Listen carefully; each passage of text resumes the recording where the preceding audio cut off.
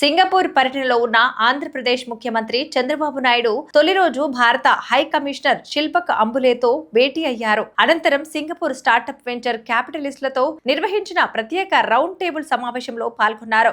ఈ సందర్భంగా సీఎం మాట్లాడుతూ నేటి భారత్ నిద్రపోతున్న ప్రాంతం కాదని, ఆర్థిక సంస్కరణలతో దూసుకుపోతున్న అతిపెద్ద ఆర్థిక శక్తి అని స్పష్టం చేశారు. ప్రధాని మోదీ లాంటి ఆధునిక ఆలోచనలో ఉన్న నాయకత్వంలో దేశం అద్భుతమైన వేగంతో అభివృద్ధి చెందుతోందని, ఆర్థిక వృద్ధి సాధించడానికి చైనా లాంటి దేశాలకు దశాబ్దాల కాలం పడితే నేడు భారత్ కు అంత సమయం పట్టడం లేదని ఆయన అభిప్రాయపడ్డారు. దేశం ప్రస్తుతం మెడికల్ టెక్నాలజీతో పాటు ఆధునిక పరికరాల తయారీలో అగ్రస్థానంలో ఉందని సీఎం వివరించారు. భారతదేశం నుంచి పెద్ద ఎత్తున ఎలక్ట్రానిక్స్ పరికరాలు ఎగుమతి అవుతున్నాయని, డెమోగ్రాఫిక్ డివిడెండ్ తో దేశం అత్యంత బలమైన యువ మానవ వనరులను కలిగి ఉందని పేర్కొన్నారు. ఏపీలో 5th జనరేషన్ యుద్ధ విమానాల తయారీ కేంద్రంతో సహా వివిధ రక్షణ రంగ ఉత్పత్తుల తయారీ కేంద్రాలు వస్తున్నాయని, అలాగే తయారీ రంగాన్ని మరింత ప్రోత్సహించేందుకు రాష్ట్రంలో వన్ ఫ్యామిలీ వన్ ఎంటర్ప్రెన్యూర్ అనే వినూత్న విధానాన్ని అమలు చేస్తున్నామని వెల్లడించారు.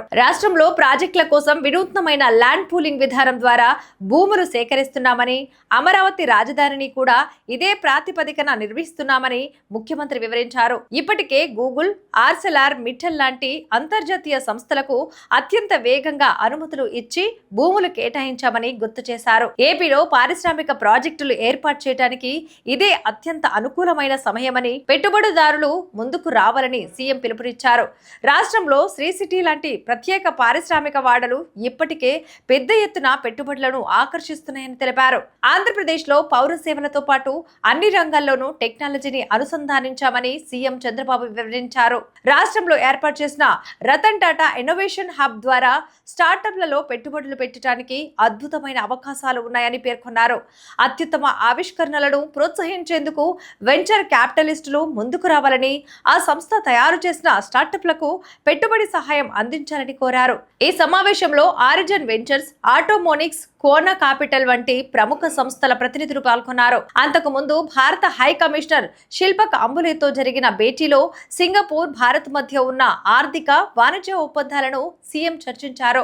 ఏపీ అభివృద్ధి ప్రయాణంలో సింగపూర్ కీలక భాగస్వామి కావాలని, అక్కడి కంపెనీలు ఏపీలో పెట్టుబడులు పెట్టేలా ప్రోత్సహించాలని కోరారు. ముఖ్యంగా ఫుడ్ ప్రాసెసింగ్, ఎలక్ట్రానిక్స్, సెమీకండక్టర్లు, quantum technology, robotics, hardware, medical devices రంగాలలో పెట్టుబడులకు రాష్ట్రం ఎంతో అనుకూలమైందని, అలాగే హార్టికల్చర్ ఉత్పత్తుల ట్రేసింగ్ సర్టిఫికేట్స్ కు ప్రాధాన్యత ఇస్తున్నామని వివరించారు. రాష్ట్రంలో కొత్తగా అందుబాటులోకి వస్తున్న పోర్టుల కారణంగా ship building, civil aviation, maintenance, repairs and overhauling కేంద్రాల ఏర్పాటుకు ఏపీలో అద్భుతమైన అవకాశాలు ఉన్నాయని సీఎం తెలిపారు. వీటితో పాటు సింగపూర్, ఆంధ్రప్రదేశ్ విద్యా సంస్థల మధ్య బలమైన భాగస్వామ్యం ఏర్పడేలా కృషి చేయాలని కోరారు.